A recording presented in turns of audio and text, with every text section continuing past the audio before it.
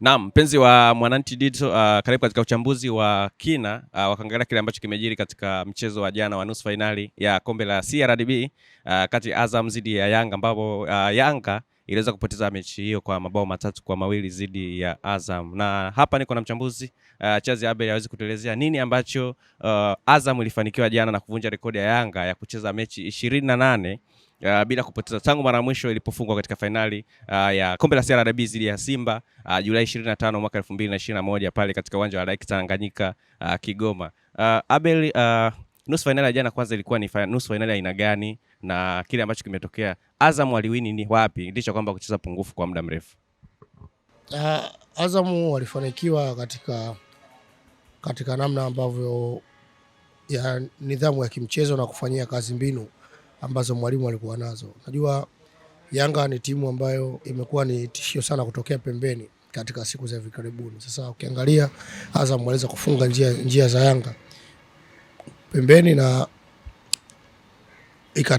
ikailazimisha Yanga kutotengeneza nafasi nyingi kama ambavyo imekuwa ikifanya katika mechi zingine, na kuwalazimisha Yanga zaidi kutumia staili ambayo mara nyingi wamekuwa hawaitumii sana. Nadhani hapa ndipo ambapo Azam walifanikiwa. Yanga ni timu ambayo inapenda kumlazimisha timu pinzani kufanya makosa mengi katika eneo lao la ulinzi ili yenyewe yatumie. Lakini jana ukiangalia Azam walitoa huo mwanya kwa sababu eneo la pembeni ilifanikiwa kwa kiasi kikubwa kudhibiti zile njia za Yanga ambazo zimekuwa zikitumika kupatia mabao. Abel, umezungumzia kuhusiana na attacking ya Yanga na jana ulisema ili force kwa ajili ya kutengeneza makosa ya timu pinzani, na tuliona jana kadi nyekundu ikitoka kwa Yoro Diaby ni kutokana na nani ambayo ilikuwa na Yanga, mashambulizi ambayo ilikuwa inafanya, lakini licha ya kadi lakini haikuweza kuinufaisha Yanga. Unafikiri walikuwa wapi baada ya ile red card? Unajua wakati mwingine mechi kama hizi kubwa zinaamuliwa na details ndogo ndogo. Baada ya kadi nyekundu, kama uliangalia, Azamu walifahamu kabisa kwamba kama walifanya mabadiliko. Kama una kumbukumbu, aliingia Sopu kama sikosei,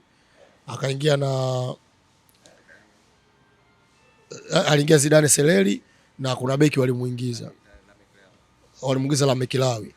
Maana yake ni nini? Kwamba Zidane ni mchezaji ambaye ana speed, na Lawi anakwenda kuongeza nguvu. Kwa hiyo tuna meza mashambulizi ya Yanga, then tunafanya counter attack. Lengo la counter attack, kwa sababu Zidane ana kasi, ni kuwafanya angalau walinzi wa Yanga sio comfortable, kwa sababu timu inavyokuwa pungufu, maana yake mpinzani anakuwa hasa tena akitoka beki, maana yake pengine ingewapa Yanga ile hamu ya kusema kwamba tuongeze namba ya watu mbele. Lakini wanapokuepo wachezaji wenye kasi kama Zidane Seleri, maana yake inatengeneza attention ya mabeki, kuondoa ile tunasema complacency, yani kama kujiamini kuliko kupitiliza, kwamba tunaweza tukajikita katika kushambulia, lakini kuna aina ya watu ambao tunakabiliana nao ni mtu mwenye speed ambao anaweza akabadilisha momentum ya game muda wote. Kwa hiyo hii ndio iliwasaidia kwa kiasi fulani, yani kwamba pamoja na kwamba Yanga alidominate mchezo, lakini nidhamu ya Yanga katika safu ya ulinzi ilikuwa iko juu kwa sababu ya aina ya kasi ambayo Zidane Seleri anayo. Kwa hiyo ilisaidia kwa kiasi fulani kupunguza uwezekano wa Yanga kucheza sana mpira kuanzia nyuma na mabeki na eneo lake na idadi kubwa ya wachezaji kupanda, kwa sababu kwa ajili ya kuangalia ya kuweza kudhibiti hiyo kasi ya wachezaji wa Azam. Kwa hiyo ikasaidia kwa kiasi fulani. Na tunaona sasa Abel, tayari Yanga katika misimu minne ambayo alichukua ubingwa wa CRDB tayari ameshaachana na nani, alishatema ubingwa huo na anaelekea tena katika mechi nyingine ya Jumatano ya ligi ambayo huenda pia ikatoa taswira ya katika ubingwa wake wa ligi kuu. Pia tunaitazama hii ni mechi aina gani? Unajua mechi ya ligi ni tofauti, yani approach ya mechi ya ligi ni tofauti na mechi ya mtoano na mechi ya kombe. Mechi ya ligi na mimi nitakuwa ni mechi yenye ushindani mkubwa sana, na itakuwa ni mechi ngumu kwa pande zote kwa sababu ya mahitaji ya mchezo uliokuwepo. Yanga kwake yeye mahitaji hata ya sare au kushinda anamweka katika nafasi nzuri kwenye mbio za ubingwa, tofauti na Azam ambaye Azam naye anahitaji kupata ushindi katika mchezo huo ili kuweka hai matumaini yake ya kumaliza katika nafasi mbili za juu ama hata kutoa ubingwa wenyewe, kwa sababu ukiangalia gap la point kati yake na Yanga ni tofauti ya pointi 6 kama sikosei.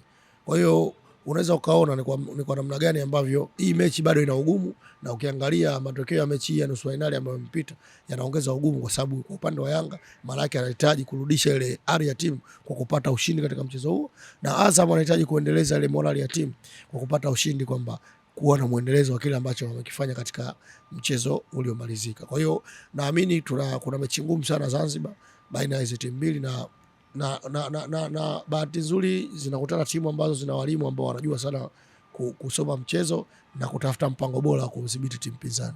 Kwa namna ambavyo tumeona Abel ya mechi ya jana, nguvu iliyotumika mpaka muda wa nyongeza, tunaweza kweli kupata ladha ile ambayo tumeona jana kwenye mechi ya Jumatano kutokana na nguvu ambayo wachezaji walitumia?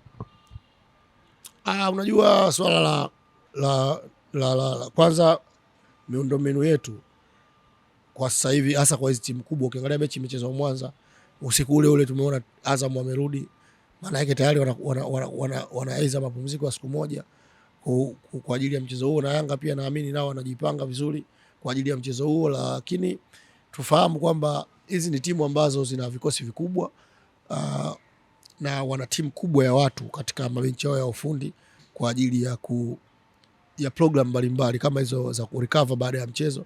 Kwa binafsi naamini kwamba hakuna kisingizio cha mchezo uliopita, kwa sababu tumeshashuhudia Yanga na Simba kama una kumbukumbu katika kombe la Muungano, mechi ilienda mpaka dakika kama hizo, lakini tukaja kuipata mechi bora sana pale katika mechi bora ya ligi katika uwanja wa Meja Jenerali Samuel.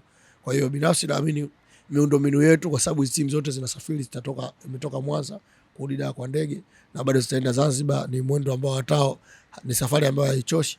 Naamini kwamba kuchezwa mpira dakika 120 katika mchezo uliopita hakuna athari yoyote zaidi kwa maana kwenye miili. Nadhani athari kubwa itakuwa ni kwenye saikolojia pamoja na namna gani ambavyo kila upande utatengeneza mbinu za kukabiliana na mpinzani wake. Kwa namna ambavyo Abel mechi inazungumzwa zaidi na mashabiki kama huenda ikawa ndio ikaamua ubingwa, licha kwamba imebaki mechi 3. Kwako hili unalitazamaje, kwamba ubingwa unaweza kuamuliwa kwa mechi hii ya Jumatano kati ya hizi miamba miwili wa Simba na Yanga, ama tunaweza tukasubiria mpaka siku ya mwisho kama ambavyo ilikuwa msimu uliopita? Kwenye ligi unajua kila timu ni yani mpira sio kama mathematics au kwamba 1+1 jibu lazima liwe 2, lakini kuna vitu ambavyo wakati mwingine vinafanya watu wawe na imani kuhusu kitu fulani kwenye mpira. Sasa ukiangalia kwenye makaratasi kila timu ina nafasi, na bado mchezo wa kesho kutwa wa Jumatano hautoi jibu la moja, yani sio kama ndo yani kwenye makaratasi hauamui ubingwa, kwa sababu bado kunakuwa na mechi zingine 2 za ligi, lakini kiuhalisia una nafasi kubwa ya kuamua ubingwa kwa sababu ya muendelezo wa kufanya vizuri wa hizo timu. Kwa mfano kama Yanga ni timu ambayo imekuwa inaweza kureact baada ya kupata matokeo yasiyoridhisha, vile vile kwa Azam na ukiangalia pia gepu. Kwa hiyo wengi wanaamini kwamba huu ni mchezo ambao unashikilia ubingwa kwa sababu ya trend ya hizo timu, kwamba Yanga sio timu ambayo imekuwa ikipoteza kirahisi dhidi ya hizo timu za daraja la kati na timu za daraja la chini. Mechi kama hizi kubwa ndio ambayo imekuwa mara nyingi wakati mwingine na struggle. Kwa hiyo mimi binafsi naunga mkono kwamba mechi ina nafasi kubwa ya kuamua ubingwa kwa sababu ya mazingira yaliyopo. Nashukuru sana Charles.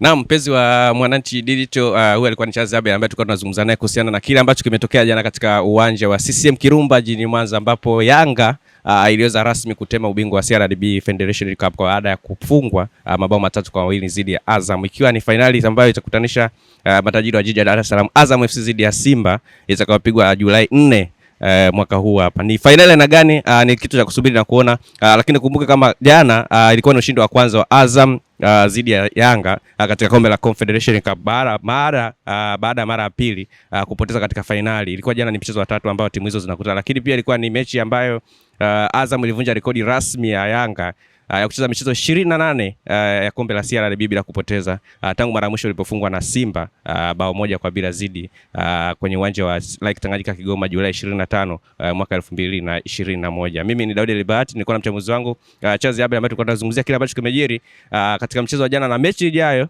ambayo huenda ikatoa ramani ama picha ya ubingwa itakayopigwa pale katika uwanja wa New Amani Complex Zanzibar kati ya Azam tena dhidi ya Yanga, ila ni katika mechi ya ligi kuu raundi ya 27. Hatuna la ziada hadi wakati mwingine. Bye bye.